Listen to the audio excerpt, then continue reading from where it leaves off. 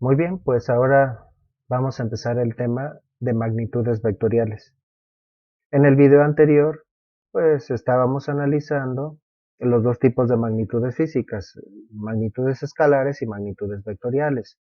De alguna manera ya dejamos entrever que las magnitudes vectoriales son un poco más complejas que las escalares y tenemos que analizar algunas características especiales de las magnitudes vectoriales.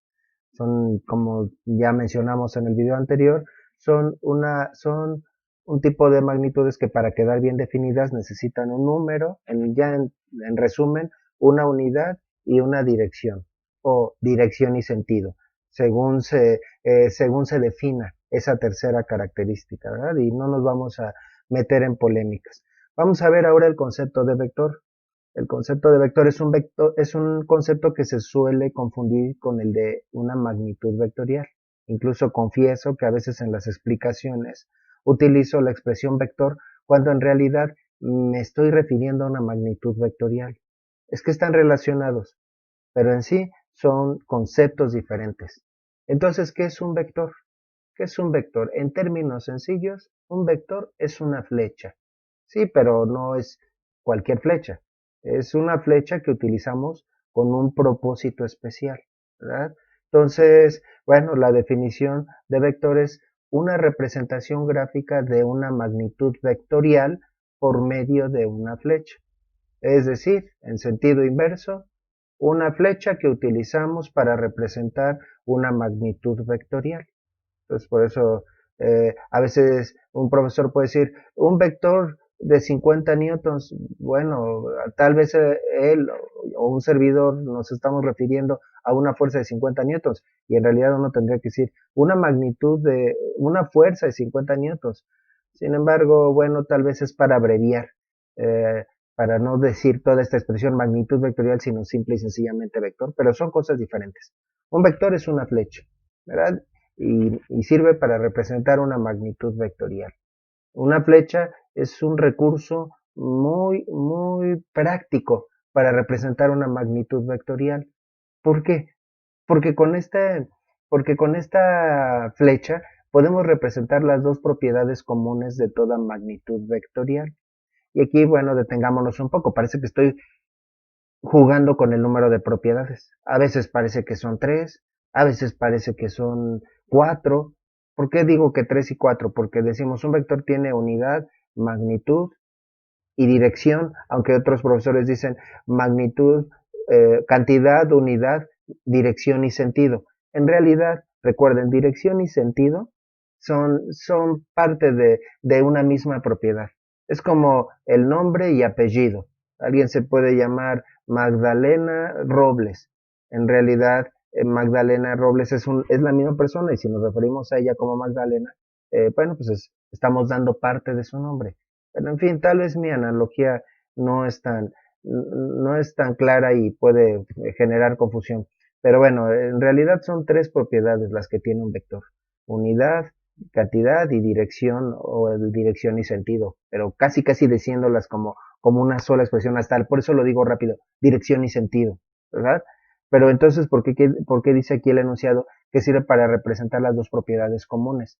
Porque lo que tienen en común todas las magnitudes vectoriales es la dirección y sentido y la magnitud. Lo que no tienen en común es la unidad. Bueno, ya le pediríamos demasiado a una flecha para que también con ella pudiéramos representar la unidad, pero con una flecha sí podemos representar esas características comunes de todas las magnitudes vectoriales.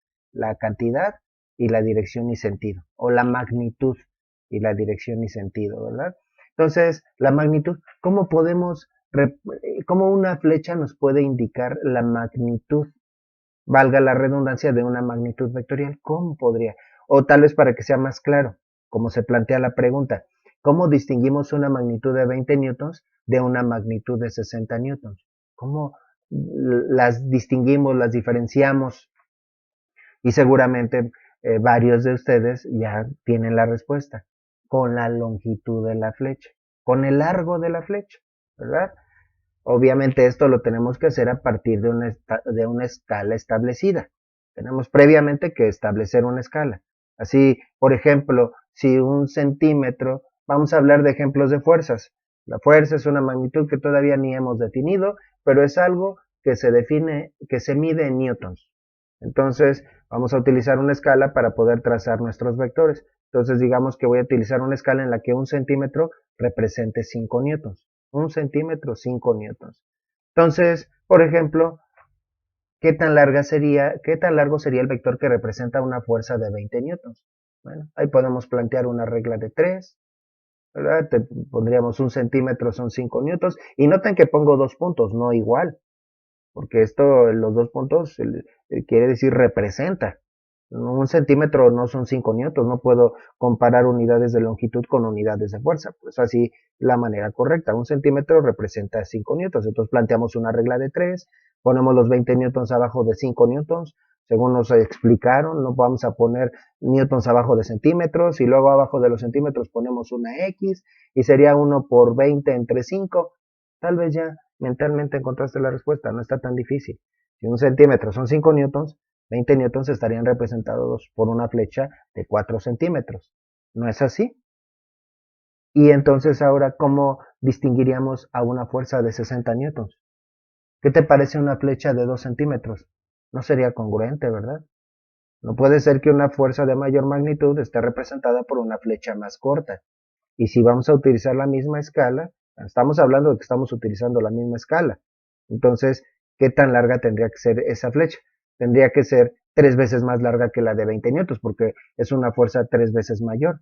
Y lo podemos comprobar aplicando la regla de 3. Si un centímetro son 5 newtons, ¿cuántos centímetros serían 60 newtons? Si aplicamos la regla de 3, encontraríamos que esta quedaría representada por una fuerza de 12 centímetros. Así que por eso son prácticos las flechas. Ya vimos que rápidamente podemos representar con una flecha la magnitud de la magnitud vectorial, ¿verdad? Pero adicionalmente también con la flecha podemos distinguir las direcciones. Y ya en el video anterior, en la clase anterior, dijimos que la dirección de una magnitud vectorial se puede expresar de diferentes maneras, a partir de diferentes convenciones. Los puntos cardinales, norte, sur, este y oeste, eh, palabras, direcciones que utilizamos cotidianamente, adelante, atrás, izquierda, derecha, arriba, adelante, hacia el frente, hacia atrás, ¿verdad? Etcétera. O más formalmente con ángulos, aunque no es la única forma numérica de representar la dirección. ¿Cómo distinguimos una fuerza que va al noreste de una que va hacia abajo, de una que tiene un ángulo de 30 grados? Con la inclinación del vector, ¿sí? Con la inclinación. ¿Qué tan inclinada vamos a poner? Y también en qué extremo de la recta que vamos a utilizar vamos a poner la flecha. Entonces, con la inclinación. Entonces, por ejemplo, en la dirección noreste tenemos que establecer una convención. También hay que establecer convenciones. En los mapas hay que recordar hacia dónde va el norte. Hacia el norte va hacia arriba y el este siempre se dibuja hacia la derecha. Entonces, entonces ya automáticamente el sur queda hacia abajo y el oeste hacia la izquierda.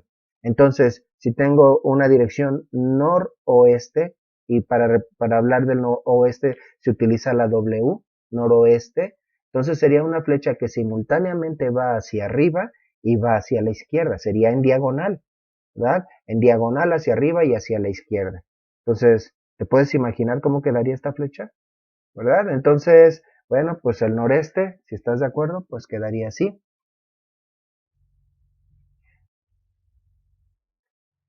Me cambio de posición, si no, no veías nada, ¿verdad? Entonces, el noreste quedaría de esa manera. El hacia abajo, pues más claro, ¿no? El hacia abajo, pues una flecha hacia abajo. Prácticamente, no hay que pensar más al respecto. 30 grados. La verdad es que también, aquí lo voy a explicar de una manera muy rápida, pero también tenemos que decir cómo se van a medir esos 30 grados. Se podrían imaginar en términos generales, aunque podrían ser más, de 8 maneras diferentes se podría uno imaginar, si no es que más, mejor ni nos preocupamos tanto por el número, pero 30 grados nos los podemos imaginar de diferentes maneras. Entonces, ¿qué convención vamos a establecer? El ángulo, si no nos dicen más al respecto, vamos a considerar que se mide del eje X, y el eje X es una flecha horizontal que apunta hacia la derecha, del eje X, pero medido en contra de las manecillas del reloj. ¿Sí? Esa es la convención. Después haremos más referencia a eso. Así que 30 grados quedaría representado de esta manera. Y derecha, igual que el abajo. No tenemos mayor complicación para representarlo. Entonces, con una flecha podemos representar las dos propiedades, tanto la magnitud como la dirección. ¿Verdad? Entonces, bueno, ese es el concepto de vector. Una representación gráfica de una magnitud vectorial por medio de una flecha. ¿Verdad? Entonces, ahora otra vez me cambio de posición porque estoy tapando las letras. Entonces, bueno, ahora, ¿cuáles son algunos ejemplos de magnitudes vectoriales con su vector correspondiente? Ya tengo magnitud y dirección. Bueno, entonces 350 metros sobre segundo al noreste. Bueno, quedamos que el norte es hacia arriba, el este hacia la derecha. Si no me dan más detalles noreste, entonces quiere decir que queda una flecha justo a la mitad en ese cuadrante. Entonces sería un ángulo de 45 grados. Entonces sería una flecha que va tanto hacia arriba, porque el norte siempre va hacia arriba en los mapas, y el este hacia la derecha. Entonces hacia arriba y hacia la derecha a 45 grados. ¿Verdad? Entonces sería una flecha más o menos así. Entonces ahora los 700 metros sobre segundo sería una flecha 2 veces más larga que la anterior, porque es el doble de magnitud. Ahí no establecí la escala, podría ser que una escala sea un centímetro, sean 100 metros sobre segundo. Entonces la primera flecha sería de 3.5 centímetros. Entonces, bueno, 200 grados, ¿cómo quedarían?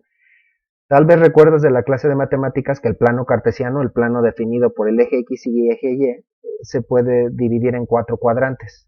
Donde las X y las Y son positivas las dos, es el primer cuadrante. Donde la Y es positiva y la X es negativa, segundo cuadrante. Donde la X y la Y son negativas las dos, tercer cuadrante. Donde la X es positiva y la Y es negativa, cuarto cuadrante. Bueno, entonces en el primer cuadrante sí hablamos de esa convención que había mencionado previamente, que vamos a medir a partir del eje X y en contra de las manecillas del reloj. En el primer cuadrante irían los ángulos de 0 a 90 grados, ¿verdad? De 0 a 90, 0 sobre el eje X, 90 sobre el eje Y, ¿verdad?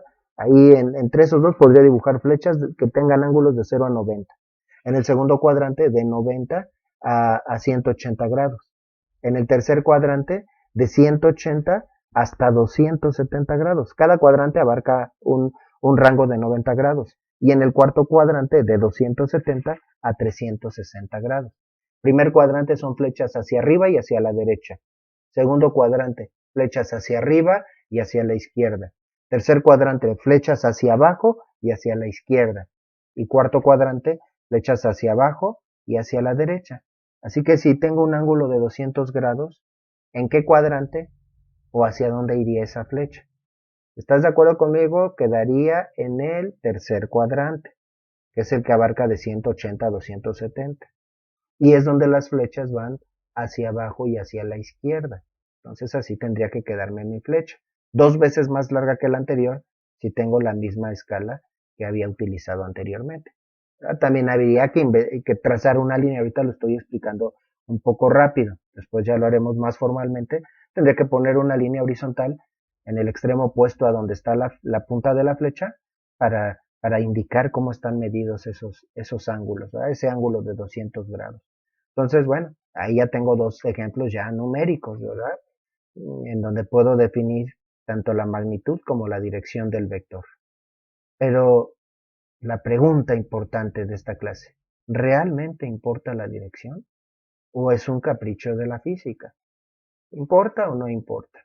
Bueno, entonces, pues para poder ilustrar si importa o no importa la dirección, queremos mencionar algunos ejemplos. Por ejemplo, supón que un avión planea ir a una ciudad que se encuentra en el punto B. Va a ir del punto A al punto A, al punto B, de A a B. ¿Hacia dónde tendría que apuntar su nariz?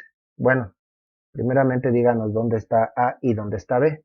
Supongamos que sí están A y B. La respuesta es obvia, ¿no? Sencilla. El avión está saliendo de A y quiere ir a B. Hacia dónde tendría que quedar la punta de ese avión? Pues si estás de acuerdo conmigo, pues así. ¿Cuál es la complicación? Si no apunta hacia B, pues el avión no va a llegar a B, va a llegar a otro lugar, a todo lugar menos a B. ¿Sí? Ninguna complicación. Pero, ¿qué pasaría con el rumbo del avión, y bueno, voy a cambiar otra vez de posición porque no se veía bien el enunciado. ¿Sí? ¿Qué pasaría con el avión, con el rumbo del avión, si su nariz sigue apuntando en la misma dirección? O sea, como lo dije anteriormente, pero si durante el vuelo sopla un viento hacia el este. ¿Sí? Entonces, para ilustrarlo, pongamos que tengo esta situación. El vector blanco representa hacia dónde apunta la nariz del avión, hacia dónde se mueve, y el vector amarillo representa hacia dónde sopla el viento. ¿Verdad? ¿Qué pasaría en ese caso? ¿Llegará el avión a la ciudad B? Esto sería como querer cruzar un río, no sé si estás de acuerdo, remando, ¿verdad? Pero con la punta de la lancha dirigida justo hacia la otra orilla.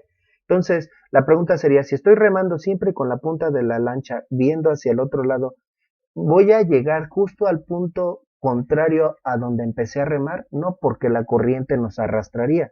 Tal vez llegaría a la orilla contraria, pero después de avanzar varios metros. ¿Qué tendría que hacer si yo quisiera llegar justo al punto contrario? No sé si estás de acuerdo, pero tendríamos, o qué es la pregunta que se plantea a continuación, ¿verdad? Antes de eso, ¿qué debería hacer el piloto para que el avión llegue a su destino? ¿Sí? ¿Qué tendría que hacer el que está remando la lancha para llegar justo al punto contrario? No sé si estás de acuerdo, pero tendría que remar no con la punta justo hacia enfrente, sino tendría que remar con la punta hacia enfrente un poco, pero también a contracorriente, para que esa combinación de la dirección que le está dando la acción de remar, combinada con la dirección del río, nos lleve justo a la posición contraria. Es decir, el piloto, hablando del avión, tendría que hacer una corrección de vuelo. Y así, de tal manera que la combinación de hacia dónde se dirige el avión y el viento lo lleve justo a la ciudad B. ¿Sí? Esto se puede llegar a notar cuando hay corrientes de aire muy intensas. Tú puedes notar en el cielo esto, casi siempre se ve que los aviones se mueven hacia donde apunta su nariz. Pero si el aire es muy intenso, entonces se puede ver que el avión como que se barre ligeramente. No se mueve justo hacia donde apunta su nariz. Entonces, ¿es importante la dirección de la velocidad en este caso? Claro que sí, ¿verdad? Ahí vemos que dependiendo de la dirección, pues el piloto puede hacer correcciones. Hablemos ahora de otro ejemplo. Considera que un infante se sienta sobre la colchoneta de una camilla, ejerciendo así una fuerza de 400 newtons hacia abajo sobre esta. Bueno, 400 newtons sería aproximadamente un niño o una niña que tiene una masa de unos 40, más o menos unos 40 kilogramos, ¿verdad? Entonces se sienta en la camilla. Todavía no hemos definido qué es una fuerza, pero la pregunta es, ¿qué efecto produciría esta fuerza sobre la camilla? Otra vez estoy tapando. ¿Qué efecto produciría? Y bueno, pues ya aquí vamos introduciéndonos un poquito al concepto de fuerza, que es el concepto que vamos a ver a continuación. Es algo complicado de definir, pero es un poco fácil entender qué producen las fuerzas. ¿Sí? Entonces, y aplicar una fuerza también es fácil de explicarlo. Aplicar una fuerza es la acción de empujar, jalar o golpear algo. Cuando jalamos, empujamos o golpeamos algo, estamos aplicando una fuerza. Por ejemplo, ¿estarías tú de acuerdo que ese niño que se sentó en esa camilla o ese infante produce una fuerza sobre la camilla? ¿Estarías tú de acuerdo? ¿Qué efecto le produciría esa fuerza? Especialmente se va a ver en la colchoneta, pero en realidad puede ser que también la camilla experimente ese efecto. ¿Qué le va a pasar a la colchoneta? ¿Cómo se va a reflejar en la colchoneta que recibió esa fuerza? ¿Cómo estará la colchoneta comparada con cómo estaba? Seguro ya lo pensaste. Se va a aplastar. Y es que una fuerza produce uno de dos efectos, o los dos efectos combinados. ¿Cuál es el primer efecto? Un cambio en la forma. ¿Cómo sé que un cuerpo recibe una fuerza? Porque experimenta un cambio de forma. Entonces la colchoneta se deformó. ¿Estamos de acuerdo? ¿Sí? Tú recibió una fuerza, se deformó la colchoneta. Pero sigue diciendo este ejemplo. Y si una persona le aplica, otra vez vamos a cambiarnos de lugar, Y si una persona le aplica a la camilla una fuerza de la misma magnitud, pero hacia adelante en vez de hacia abajo, o sea, llega una persona y más bien lo que hace es empujar, no sentarse en la camilla. ¿Sí? Repito, si una persona le aplica a la camilla una fuerza de la misma magnitud, pero hacia adelante en vez de hacia abajo, ¿qué pasaría en ese caso? Vamos a incluso hasta ilustrarlo. Le produciría, y vamos a decir que la fuerza no está aplicada en la colchoneta, sino en la parte metálica, ¿le produciría un cambio en la forma? Entonces, si no es un cambio en la forma, ¿qué le produciría? Y este es el segundo efecto que producen las fuerzas. Aquí puedes poner una pausa y contestar a ver si lo que voy a decir a continuación es lo que tú pensaste. ¿Qué produce la fuerza en ese caso? Ya no es cambio en la forma. Bueno, algunos alumnos, muchos alumnos me contestan, produce cambio en la posición o desplazamiento. Otros me contestan, produce movimiento. Y la verdad es que en este caso, si la camilla estaba en reposo, tendrían razón. Pero la verdad es que lo que produce es un poquito más específico. ¿Por qué? Porque un cuerpo para moverse no necesita forzosamente de una fuerza. Y eso es algo que generó una discusión de siglos. ¿Sí? El movimiento no requiere de una fuerza. A nuestro alrededor, la verdad es que en la mayoría de los casos, siempre que un cuerpo se mueve, van a haber fuerzas implicadas. Hay fuerzas que se oponen al movimiento y por eso hay que aplicar una fuerza continua. Pero pensemos, vámonos al espacio, donde no hay fuerzas que se opongan al movimiento, no hay resistencia del aire ni hay fricción con el piso. Entonces, imaginemos que un meteorito se está moviendo ahí en línea recta. ¿Necesitará una fuerza que lo haga que se siga moviendo? En ese caso no necesitamos una fuerza. Entonces, realmente, más precisamente, ¿qué produjo la fuerza? Bueno, sí, sí va a haber de por medio el movimiento. Vamos a hablar vamos a involucrar el movimiento, pero más precisamente, ¿qué estaba haciendo esa camilla antes de, o cómo estaba esa camilla antes de que se le aplicara esa fuerza? Estaba en reposo, o así no la imaginamos. ¿Cómo estará esa camilla después de que se le aplicó esa fuerza? En movimiento. Pasó del reposo al movimiento. Eso es lo que producen las fuerzas. Y a esto se le llama cambio en el estado de movimiento. Por eso se dice que una fuerza produce cambio en la forma o cambio en el estado de movimiento. Entonces, pero bueno, más bien, pero este no es el único ejemplo de cambio en el estado de movimiento. Por ejemplo, no necesariamente, bueno, vamos a decir que ahora más bien la camilla se estaba moviendo, un coche se movía a 20 kilómetros por hora y termina después de unos segundos en reposo. Pasó del movimiento al reposo. Cambio en el estado de movimiento también. O sea, aceleración, sí, pero no queremos involucrar un concepto que vamos a ver apenas más adelante. Entonces, eso es la aceleración, realmente es el cambio en el estado de movimiento. Pero no tenemos que referirnos siempre al reposo. Si un coche se está moviendo a 20 kilómetros por hora y después notamos que se está moviendo a 50 kilómetros por hora, también cambio en el estado de movimiento. Si aumenta la rapidez sin partir del reposo. Si estaba a 50 kilómetros por hora y después de unos segundos se mueve a 20 kilómetros por hora, cambio en el estado de movimiento, cuando se reduce la velocidad. Y hay un último ejemplo que a veces no consideramos. Imagina que el coche se está moviendo a 50 kilómetros por hora, repito, 50 kilómetros por hora hacia el norte y después notamos que se está moviendo a 50 kilómetros por hora al noreste. O sea, no se modificó el qué tan rápido se movía el coche, sino el hacia dónde. En ese caso también hay cambio en el estado de movimiento. En cualquiera de esos 5 ejemplos, para que se produzca ese cambio en el estado de movimiento, se requiere una fuerza. Entonces, en el primer ejemplo, el niño sentado en la camilla produjo un cambio en la forma y en este caso se produce un cambio en el estado de movimiento, ¿verdad? ¿Qué efecto produciría esta fuerza sobre la camilla? Cambio en el estado de movimiento. Y finalmente, si un enfermero le aplica a la camilla una fuerza de la misma magnitud, pero que no es ni completamente vertical ni completamente horizontal, ¿sí?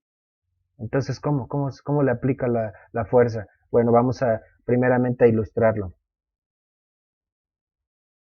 Digamos que ese enfermero le aplica así la fuerza. Pone sus manos sobre la colchoneta y empuja tanto hacia abajo como hacia adelante. ¿Qué le provocaría?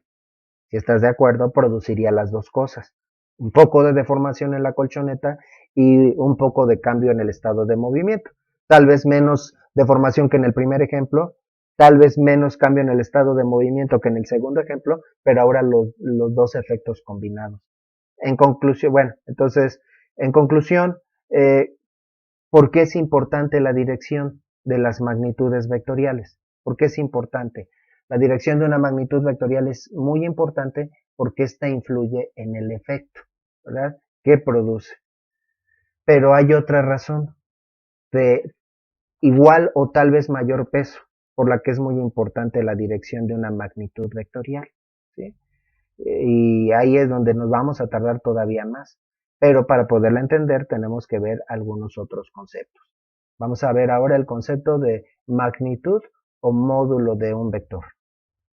Bueno, en algunos casos, para algunas circunstancias o situaciones, no nos importa tanto la dirección de la magnitud vectorial, sino solo nos interesa su magnitud, no la dirección. Ejemplos, el peso. Ahí no nos importa, ¿por qué? Porque el peso siempre actúa en la misma dirección. ¿Hacia dónde actúa el peso? El peso es una fuerza que siempre actúa hacia abajo. Ya dijimos que está mal dicho peso tantos kilogramos, porque eso es la masa, uno tendría que decir peso tantos newtons. Entonces uno tendría, fíjate todo lo que tendría que decir uno. Peso, en mi caso, unos 800 newtons hacia abajo. Y si uno le pregunta a otra persona, ¿y tú cuánto pesas? Pues yo peso 700 newtons hacia abajo. ¿Y tú cuánto pesas? 600 newtons hacia abajo. Bueno, como el peso para todos es hacia abajo, pues ya sobra decirlo, no nos interesa. Nos concentramos solo en la magnitud. No conocemos una persona que pese hacia arriba. Y bueno, la verdad es que esto es un poco relativo, porque alguien que está del otro lado del planeta va a decir, no, tu hacia abajo no es igual que mi hacia abajo, ¿verdad? Entonces, lo más correcto sería actúa hacia el centro de la Tierra, independientemente de donde nos encontremos. O por ejemplo, piensa en este otro ejemplo, imagínate que hablemos de carreras de autos. Entonces imagínate que una persona muy emocionada le dice a otra, ¿qué crees? El fin de semana fui a una competencia de la Fórmula 1. Ah, sí, qué emocionante, le dice la segunda persona. Y oye, ¿y qué tan rápido se mueven los coches? La primera le comenta la primera le comenta a la segunda, se mueven rapidísimo, como a unos 400 kilómetros por hora. Dato real. Eso es más o menos, rozando esa velocidad se mueven los autos Fórmula 1. Entonces imagínense que la segunda persona le pregunta, ¿y en qué dirección? ¿Les importará? ¿Les importará a las personas en qué dirección se movían los autos? No, en realidad ahí lo que interesa es qué tan rápido. Entonces, a veces solo nos interesa la magnitud. Y por cierto, algo que se me olvidó mencionar al principio y en el video anterior, es que también a las magnitudes escalares no les vamos a querer poner dirección. Sería algo absurdo. Por ejemplo, si hablamos de una magnitud escalar, por ejemplo, temperatura. Si alguien dice, ¡ay, qué calor hace! ¿Cómo a cuánto estaremos? Y otra persona dice, a 35 grados Celsius. ¿En qué dirección? ¿Norte o sur? Es algo absurdo. La temperatura no tiene nada que ver con dirección. O hablemos del volumen. Este garrafón tiene un volumen de 20 litros. ¿En qué dirección? ¿Este u oeste? ¿Hacia adelante o hacia atrás? No, es independiente de eso, ¿verdad? Entonces, bueno. Entonces, magnitud o módulo del vector corresponde a la parte numérica de un vector con su unidad respectiva sin considerar su dirección. Sí, es, es solo la parte numérica con su unidad. Ahora, ¿cómo se expresa? ¿Cómo se indica que yo quiero el módulo? Por ejemplo, un vector ya dijimos que se representa con una letra y con una testa, con una rayita generalmente en la parte superior. Si yo de ese vector solo quiero la parte numérica, pondría ese vector entre dos barras. Entonces, si se desea expresar solo la magnitud del vector, la letra que se usa para representarlo se coloca entre barras. Ejemplo, vector 1 entre barras quiere decir su módulo o magnitud. Vector 2 entre barras quiere decir que solo queremos su magnitud. Todavía más al detalle. Entonces, si tenemos un vector de 350 metros sobre segundo, el ejemplo que había puesto anteriormente, al noreste, y un vector 2 de 700 metros sobre segundo con un ángulo de 200 grados, cuáles serían los módulos o magnitudes de ambos vectores. ¿Cuáles serían los módulos o magnitudes de ambos vectores? Pues del vector 1 sería como quitarle, arrancarle la dirección. Serían solo 350 metros sobre segundo. Y del segundo vector 700 metros sobre segundo, ¿verdad? No sé si también te da esa sensación. Entonces sería como convertir a un vector en un escalar, hablar del módulo. Y por eso, bueno, y tomando en cuenta que muchas veces en la práctica una cosa es lo que se debe hacer y otra cosa lo que se hace, luego lo que solemos hacer los profesores es tal vez razonar de la siguiente manera: ¿para qué le pongo tantas rayitas? Las dos de al lado y la rayita que está arriba. ¿Por qué no mejor le quito la testa a la V y entonces sería como que a esa magnitud vectorial la estoy tratando o la estoy analizando como si fuera un escalar? Entonces a veces para referirnos a la magnitud, la verdad es que de una manera incorrecta, en lugar de poner esas dos barras y la testa, lo que se hace es poner el símbolo del vector, pero sin testa. Así es también como nos podemos referir a la magnitud de un vector. A veces se analiza tanto la magnitud de un vector que hasta recibe un nombre especial. Por ejemplo, en el caso de la velocidad, si hablamos del módulo magnitud de ese vector, recibe otro nombre, se llama rapidez. Entonces, rapidez es lo mismo que el módulo o la magnitud de la velocidad. Siguiente concepto serían vectores colineales. Bueno, en ocasiones empiezo a explicar un concepto y después ya lo defino, explico qué es, pero para este concepto vamos a poner primero la definición y luego la analizamos. Entonces, vectores colineales, dice la definición, son aquellos que tienen la misma dirección. Y si para un profesor su criterio es que los vectores tienen magnitud, unidad y dirección, ahí termina la definición. Si alguien considera que el sentido es algo adicional o separado de la dirección, entonces la definición completa sería: son aquellos que tienen la misma dirección, sean que tengan el mismo sentido o sentidos contrarios. Entonces, que tengan la misma dirección. ¿Cómo se define la dirección del vector? ¿A través de qué? ¿Se acuerdan? Su magnitud a través de la longitud y su dirección a través de la inclinación del vector. Noreste, sureste, suroeste, etcétera. 30 grados, 220 grados, todo a partir de la dirección. Entonces, bueno, ¿qué significa que tengan la misma dirección? Que tengan la misma inclinación. Y estamos diciendo que los vectores son flechas. Entonces, si dos flechas tienen la misma inclinación, otra forma de verlo sería dos vectores paralelos. ¿Verdad? Esa sería la definición. Por ejemplo, aquí tenemos este caso, supongamos un bloque y ya vamos a hablar de una magnitud vectorial en particular, al que se le aplican dos fuerzas, una de 160 y otra de 90 newtons, representadas por la línea amarilla y azul, como puedes ver en la figura. Entonces, bueno, esos vectores serían colineales. ¿Por qué son colineales? Porque son paralelos. Sin embargo, no están bien definidos esos vectores. Y ahí es donde empezamos tal vez a considerar que también hay que expresar el sentido. ¿Verdad? Entonces, por ejemplo, los vectores A y B, que representan un par de fuerzas que actúan sobre el bloque de la figura, serían colineales porque tienen la misma dirección. Tomemos como sinónimo de dirección inclinación. Tienen la misma inclinación o son paralelos. ¿Verdad? Sin embargo, como no están bien definidos porque no se especifica su sentido. Así que no sería posible sumar A y B. Y también eso necesitamos para poderlo sumar. A más B, ¿cuánto sería? Es incierto, no lo podemos contestar. Si fueran magnitudes escalares, ya lo podríamos contestar, porque como no tienen sentido, entonces ahí no importa. Entonces, si sumara dos magnitudes escalares, 160 grados Fahrenheit y 90 grados Fahrenheit, pues automáticamente, como sumamos los números, serían 250 grados Fahrenheit. Aquí no. El sentido nos va a indicar el resultado. Entonces, ¿es dirección solamente o dirección y sentido?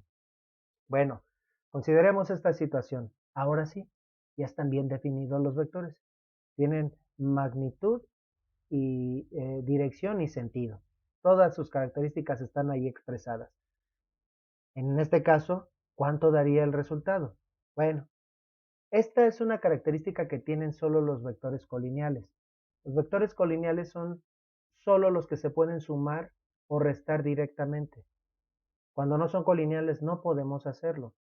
y a la suma de esos dos vectores le llamamos resultante o vector resultante. Ahorita más adelante vemos este concepto. En este caso, ¿cuál sería el resultado de esos dos vectores? Primero vamos a encontrar el resultado y después vamos a analizar qué es eso. Todavía no sabemos ni qué es el resultado de dos vectores. Entonces tengo esos dos vectores. ¿Cuál sería el resultado? A más b, ¿cuánto sería? Seguro que estás de acuerdo conmigo que serían 250. Pero los vectores tienen dirección. Entonces 250 ¿hacia dónde? ¿Hacia dónde apuntan las dos flechas? Hacia la derecha. Por lo tanto, el vector resultante sería 250 newtons hacia la derecha. ¿Verdad? Ahora, y en este caso, ¿cuál sería el resultado?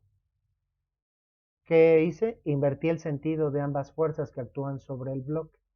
Tengo dos fuerzas, una de 160 y una de 90, pero apuntando a la izquierda. A más b, ¿cuánto sería? También 250. Pero este es un resultado diferente. ¿Cómo, maestro? 250 es 250.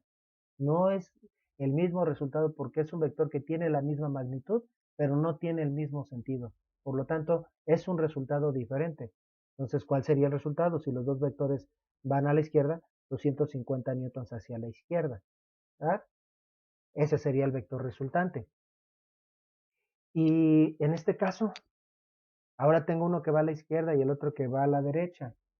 Y aquí es donde nos podemos detener para contestar esa pregunta que dejé pendiente. ¿Es dirección o dirección y sentido? Depende. Depende qué criterio utilicemos para definir la dirección. Algunos profesores dicen, no, es que la dirección de ambos vectores es horizontal y el sentido es para el vector amarillo, del último ejemplo que puse, derecha, y para el vector azul, izquierda, ¿verdad? Entonces voy a cambiarme de posición. Entonces, para el vector amarillo, derecha, vector azul, izquierda. Pero algunos dicen, es que al decir derecha ya estamos indicando que es horizontal. Al decir izquierda ya estamos incluyendo la dirección. No importa tanto eso. O por ejemplo, algunos lo definirían en otros términos, con otro criterio. 160 newtons al este y 90 newtons al oeste. Entonces, ya al decir este u oeste, ya estamos especificando que tienen dirección horizontal. En fin, pero en este caso, ¿cuál sería el resultado? ¿Cuál sería el resultado de esos dos vectores? Dicen, se restan. Bueno, en realidad se suman, aunque el resultado se va a sacar restando esos dos valores, ¿verdad? 70 newtons hacia la derecha. ¿Por qué hacia la derecha? Porque el vector de mayor magnitud apunta hacia la derecha. Maestro, es una resta, no una suma. Tal vez te acuerdas que una resta se puede plantear como una suma. Un 7 menos 5 se puede plantear como un 7 más 5 negativo o 7 más menos 5. En realidad una resta se puede considerar como un caso de una suma. Entonces en realidad estamos sumando los dos vectores. Ah, entonces es como sumar positivos y negativos. Si los dos tienen el mismo signo, se suman y se quedan con el signo que tienen ambos. En los dos primeros casos los dos tienen el mismo sentido, nada más que en lugar de signo aquí sería sentido. Se suman, si los dos van a la derecha, el resultado queda a la derecha. El segundo ejemplo, se suman, como los dos van a la izquierda, el resultado va a la izquierda. Y si tienen sentidos contrarios, se restan y se quedan con el sentido del mayor, en lugar de con el signo del mayor cuando hablamos con los números. Por ejemplo, en este último caso, si el de 160 va a la izquierda, que es mayor, y el de 90 va a la derecha, entonces se restan, pero el resultado apuntaría hacia la izquierda. A más B serían un 70 también, pero es un 70 diferente. Por eso, por eso es importante distinguir la dirección de los vectores, porque la dirección, el resultado va a depender de la dirección que tengan los vectores. Ahora serían 70 newtons hacia la izquierda. Entonces, los dos mismos vectores con diferentes sentidos y tengo cuatro diferentes resultados, ¿verdad? Bueno, tal vez tú ya te lo imaginaste, queda claro que los vectores colineales no son solamente un par de vectores horizontales, porque tal vez alguien concluyó, entonces los colineales son los horizontales. No, no, no. El punto que los hace colineales es que son paralelos, no que sean horizontales. Por ejemplo, dos vectores verticales también serían colineales. Entonces, estos dos vectores tienen la misma dirección y el mismo sentido, ¿verdad? O bien, en este caso también los podemos sumar aplicando la misma regla. Si tienen el mismo sentido, ¿cuál es el sentido? Arriba, hacia arriba. Entonces se suman y el resultado va a quedar hacia arriba. 150 más 80, 230 newtons hacia arriba. ¿Sí? Y en este caso, tienen sentidos contrarios, se restan. La resta de 150 y 80, ¿cuántos serían? 70, ¿no? Entonces el resultado van a ser 70. ¿Hacia dónde? Hacia abajo. ¿Eh? Te leí el pensamiento, muy bien. Entonces A más B serían 70 newtons hacia abajo. Entonces, ahí tenemos ese resultado. Y, por ejemplo, en este caso también tiene sentidos contrarios, pero el de mayor magnitud, su sentido es hacia arriba. Entonces el resultado sería igual que el anterior, pero hacia arriba, 70 newtons hacia arriba, ¿verdad? Y finalmente, ¿cuál caso me falta de estos de vectores verticales? Pues que los dos apunten hacia abajo. Y si los dos apuntan hacia abajo, se suman y el resultado tiene sentido hacia abajo. A más B, 230 newtons hacia abajo. ¿Sí?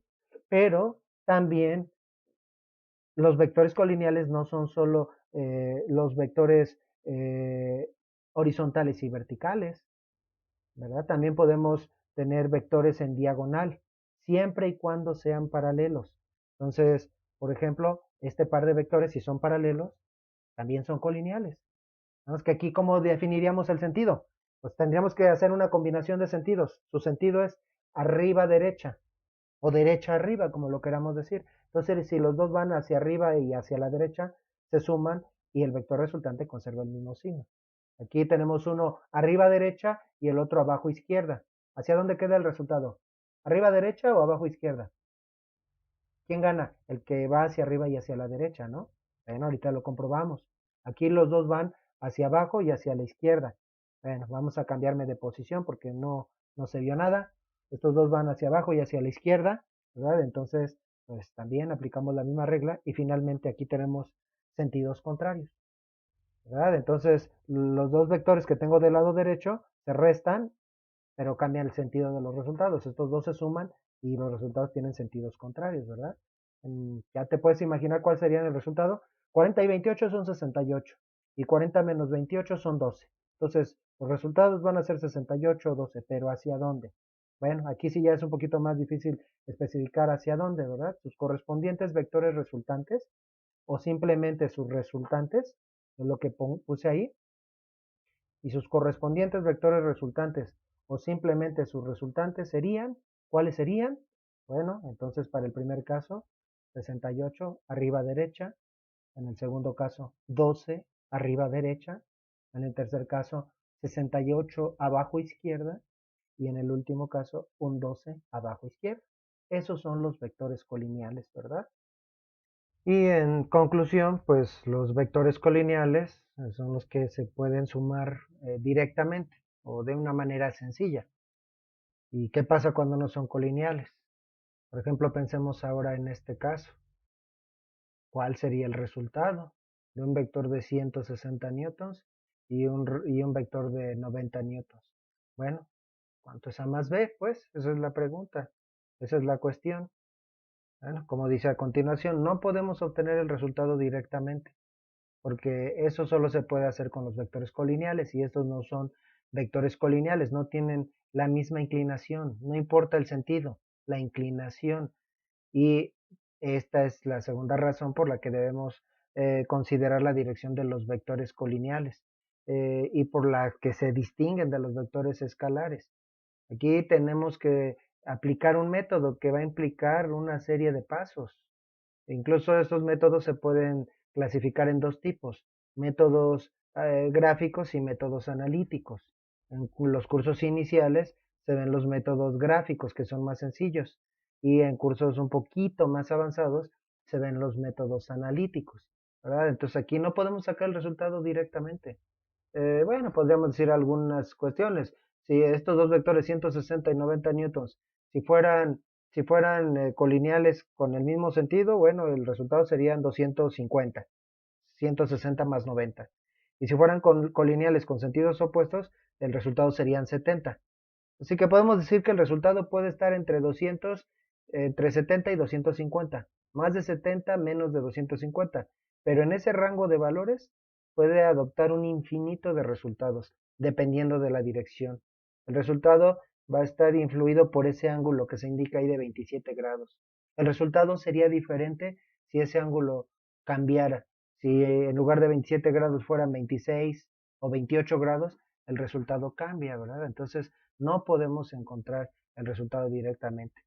Si fueran dos magnitudes escalares, el resultado sería sencillo, 250, como dice este enunciado que acabo de poner, mientras que A y B es un valor constante, único en el caso de los vectores escalares, A más B es siempre igual, A más B en el caso de los vectores o de las magnitudes vectoriales puede tener un infinito de resultados, dependiendo de la dirección de los vectores. De hecho, los vectores se estudian, así que en especial a profundidad. Por ejemplo, hay ramas como el álgebra vectorial, el cálculo vectorial para entender sus propiedades y como breviario cultural. Si vemos en una fórmula F.D, en un libro de física, F.D con el punto no abajo, sino más o menos a la mitad de las letras, o F por D, en donde el por lo escribimos como una cruz, pues pensamos que se refieren a lo mismo, que es la misma fórmula, fuerza tal vez por distancia. Y bueno, sí, aunque puede ser fuerza y distancia, pero bueno, entre otras cosas, nada más por mencionar qué tan diferentes son los vectores. En el caso de los vectores existen dos clases de multiplicaciones. A uno se le llama producto punto y se representa con ese punto que está un poquito levantado, y a otro se le llama producto cruz. Se realiza esas multiplicaciones de manera diferente y se obtienen resultados diferentes. El resultado de una operación es curioso, pero con dos vectores el resultado puede ser un escalar. El otro tipo de multiplicación da como resultado un vector. Bueno, tal vez estoy eh, desviándome mucho, pero tú lo puedes comprobar. Puedes terminando esta clase buscar en internet este concepto, producto cruz y producto punto, para ver que son operaciones diferentes. O sea, los vectores matemáticamente pues se complican y entonces por eso es por lo que principalmente se tienen que distinguir, ¿verdad? Y entonces, ¿cómo sacaríamos el resultado? ¿Cuál es el resultado en este ejemplo? La verdad es que ahorita eso lo vamos a dejar pendiente. Eso lo vamos a ver posteriormente y bueno, ahí vamos a ver esos dos tipos de métodos, los gráficos y los analíticos, ¿verdad? Pero por lo mientras vamos a tener que esperar un poquito. Pero, ¿qué representa el resultado? Digamos que fueran colineales y el resultado de estos dos vectores y del mismo sentido, el resultado son 250. ¿Qué quiere decir el resultado de dos vectores?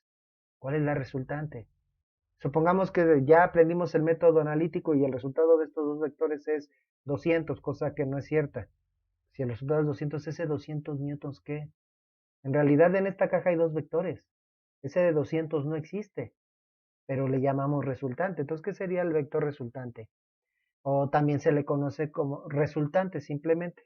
Resultante o vector resultante de un sistema de vectores. Generalmente, aunque no hay una regla estricta, se puede representar con una R testada o como B subíndice R testado y se lee resultante o vector resultante. ¿Pero qué es? Para empezar, es un vector hipotético. No existe. ¿Sí? No existe. Pero este vector produciría por sí solo, y esto es algo que algún otro profesor me lo puede cuestionar, por eso lo decimos entre comillas, un vector hipotético que produciría por sí solo el mismo efecto que producen un conjunto de vectores combinados. ¿Sí? O sea, pensemos que en esa caja que vimos en el ejemplo anterior, la resultante era de 200 con esos dos vectores. Eso quiere decir que ese vector hipotético que no existe, si lo sustituyera o los vectores originales los reemplazara instantáneamente por ese vector hipotético, la caja experimentaría el mismo efecto, ¿verdad? Entonces produce el mismo efecto que un conjunto de vectores combinados y matemáticamente corresponde a la suma de dicho conjunto de sistema de vectores y que apenas vamos a ver cómo se realiza esta operación, ¿verdad? Eh, o sea que vamos a empezar los temas de física aprendiendo a sumar, ¿verdad? Nos vamos a regresar, sí, pero a sumar vectores. Bueno, entonces, para ilustrar qué es el vector resultante, imaginémonos que hay una competencia de lanchas, un competidor está o competidor está a punto de llegar a la meta, pero se le acabó la gasolina. Entonces, bueno, pues no tiene remos, pero tiene un par de cuerdas. Así que le avienta una cuerda a una persona de un lado del río. ¿Cuál sería el inconveniente de que solo le lanzara una cuerda a una persona que está del otro lado del río? Que tal vez antes de que la lancha llegue a la meta, primero llegaría a la orilla del río y el competidor quiere llegar a la meta. ¿Cómo podría ser para que la lancha avance hacia adelante? Solo hacia adelante, no adelante y hacia un lado. Bueno, podría lanzar la otra cuerda a la otra orilla. Entonces, el hecho de que una persona jala en una dirección o hacia una orilla y a la otra persona jala hacia la otra orilla, de alguna manera se podría anular y el hecho de que las dos personas están jalando hacia adelante, eso como que se adicionaría. Entonces, bajo ciertas condiciones de fuerzas y ángulos, entonces esas dos fuerzas podrían comportarse como una sola fuerza hacia adelante. Esa fuerza produce el mismo efecto que las fuerzas originales. Esto nada más es un ejemplo, pero en general el vector resultante o la resultante es la suma de un conjunto de vectores, no tienen que ser dos vectores. ¿Sí? Entonces, si tenemos tres vectores que están bien definidos, tenemos su magnitud y su dirección. La dirección estaría definida a partir de ángulos bien medidos. Bueno, entonces con esos métodos que vamos a ver posteriormente, podríamos encontrar un vector que produzca el mismo efecto que ese conjunto de vectores. ¿Sí? No te preocupes ahorita mucho, apenas vamos a ver el método. Entonces hay un vector que reemplaza a esos vectores. Ese vector va a tener también su propia magnitud y dirección, y tendrá su ángulo, y ese es el vector al que le llamamos vector resultante, ¿verdad? Entonces esa es la definición de vector resultante. Entonces hay que aclarar, es un vector hipotético, no existe, pero ese vector produce el mismo efecto que todos los vectores del sistema. ¿Y para qué queremos un vector hipotético? Bueno, es que en ocasiones es de importancia la resultante. Por ejemplo, cuando veamos el tema de segunda ley de Newton, aceleración, ¿qué magnitud tiene la aceleración? Bueno, la aceleración está relacionada con la fuerza, pero ¿cuál fuerza? Precisamente la fuerza resultante. Si tengo un conjunto de fuerzas que actúan sobre un cuerpo y quiero calcular su resultante, entonces, bueno, pues, perdón, quiero calcular su aceleración, hay que calcular primeramente la fuerza resultante, ¿no? Estoy adelantando a temas. Bueno, entonces, ahora, antes de la siguiente explicación, ahora entonces, ¿qué característica deberían tener dos vectores colineales? O dos vectores, perdón, ya di parte de la solución. ¿Qué característica deberían tener dos vectores para que el resultado de su suma sea cero? Para que se anulen, vamos a decirlo así, ambos vectores. ¿Qué tendrían que tener en común? Piénsalo un poco con base en todo lo que hemos visto anteriormente. ¿Qué característica debe tener un par de vectores para que al sumarlos se anulen, que el resultado sea cero? Si estás de acuerdo conmigo, tendrían que ser dos vectores de la misma, bueno, para empezar, dos vectores colineales de la misma magnitud, pero de sentido contrario. Sí, creo que no es tan difícil entenderlo. Si tengo un vector de 50 newtons hacia la derecha y un vector de 50 newtons hacia la izquierda, ambos vectores se anulan. Esto lo menciono por la siguiente definición. Imaginemos que yo le aplico esas tres fuerzas, esa fuerza A, B y C, a una caja y la caja no se mueve, está en reposo. Si eso ocurre, es que debe haber un vector adicional. Tiene que haber otro vector que anula el efecto de todos los vectores del sistema. ¿Cómo se llama ese vector? Vector equilibrante, ¿verdad? Entonces, el vector equilibrante que es un vector que anula el efecto de todos los demás vectores del sistema. ¿Qué característica tendría ese vector equilibrante para que anule a todos los demás vectores del sistema? Bueno, tendría que tener la misma magnitud, la misma dirección que la resultante, pero sentido contrario. ¿Sí? Tiene la misma magnitud y dirección que la resultante, pero sentido contrario. No es un concepto que se utilice muy habitualmente, pero se llega a utilizar a los sistemas de fuerzas en equilibrio o en el tema de primera ley de Newton, ¿verdad? Del vector equilibrante. Entonces, volviendo al ejemplo que habíamos mencionado, tengo tres vectores. Esos tres vectores, con los métodos que vamos a ver, tengo una resultante, pero el sistema está en equilibrio, entonces tiene que haber un equilibrante, porque un vector solito, un vector solo no se puede anular a sí mismo.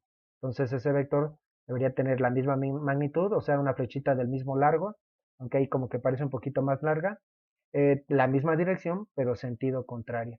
Este es el concepto de vector equilibrante. Bueno, pues ya estamos listos entonces para ver los métodos para encontrar la resultante de vectores no colineales.